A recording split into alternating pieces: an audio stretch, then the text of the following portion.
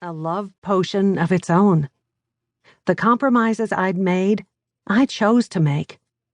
And in 33 years, I never, not once, gazed at another man and thought, there he is, the guy I should have walked down the aisle with.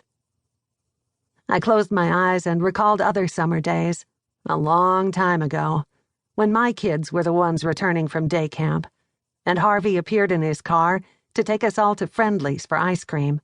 We would crowd into a booth, laughing at each other, laughing with each other. Always Harvey had a chocolate ice cream soda, Elizabeth and Amanda shared a Fribble milkshake, and Ben ordered a conehead sundae, an upside-down cone on top of a scoop of ice cream decorated to look like a happy clown. My regular order was a small vanilla with a drop of butterscotch syrup, because I was always dieting.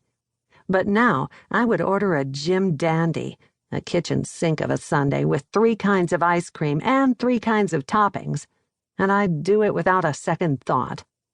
When the bus moved, Harvey turned into our driveway, and Emmanuel Perez, our landscaper, pulled up and parked on the road. Harvey stepped out of his car, conversing with Perez, who sat in his truck, which held a tractor, tools, and several workers on the flatbed. I knew that Harvey got a kick out of practicing Spanish with Perez. I was a mess, and my husband was polishing past tense in the August heat. "Calm down," I said aloud to myself. He said he was leaving, but thankfully he's back. Is it to pick up something? Is it to explain? Is it for good? You can't handle any of this if you're crazed. Calm down.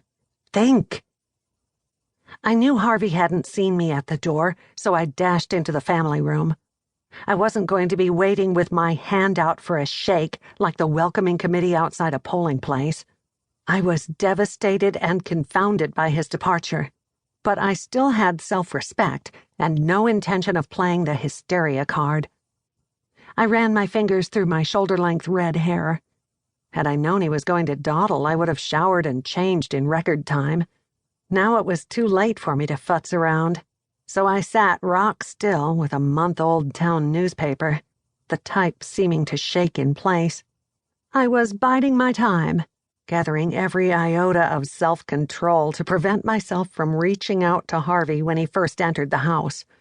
I had battled impulses to call him, and I was not about to initiate the conversation now. I wanted Harvey to speak first, to say what he had come to say. I heard the door open, his heavy footsteps in the hall, the jingling of his keys as he placed the loaded silver ring on the mahogany console. For 33 years, on nights when he worked very late, I lay in our bed waiting for those sounds. Some women loved jazz, some rock and roll. I liked the sounds of Harvey coming home. "Marcy," he called out as though it were any other day, as though he had taken a trip to the town dump, which looked like a park, and returned with a smile on his face, ready to tell me who he'd bumped into, or at election time who was campaigning there, or what treasures, bicycles to appliances, townspeople had donated to the giveaway shed. "Marcy," he called again, because I was too choked up to answer. "In here," I said several times, until my voice could be heard. I was wearing khaki shorts, sandals, and a thin white t-shirt, with his best-selling sports bra underneath. He was in a suit, his natural casing. He lingered at the edge of the room, rubbing his hand over his head as though smoothing the hair he didn't have. His tired eyes were on my chest. "How's that sports bra? Did I mention that we now carry it in larger sizes?"